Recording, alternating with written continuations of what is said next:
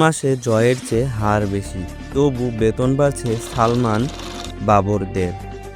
সর্বশেষ ১২ মাসে পাকিস্তান ৩ সংস্করণে ৪২টি ম্যাচ খেলে জিতেছে ১৭টি আর হেরেছে ২৫টি। তবু পাকিস্তান ক্রিকেট বোর্ড বেতন বাড়াতে যাচ্ছে বাবর আজম, সালমান আগারদের।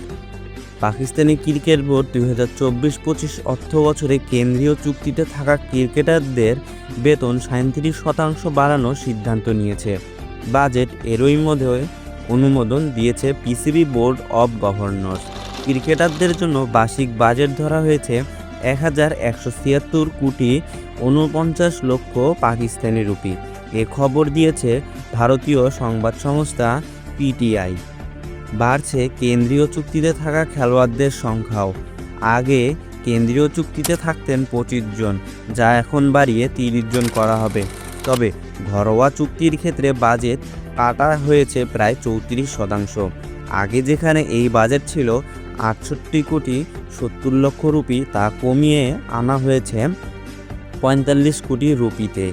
নাম প্রকাশ্যে অনিচ্ছুক একটি সূত্র পিটিআইকে বলেছে, ঘরোয়া ক্রিকেটারদের চুক্তির বাজেট প্রায় ৩৪% কমানো হয়েছে।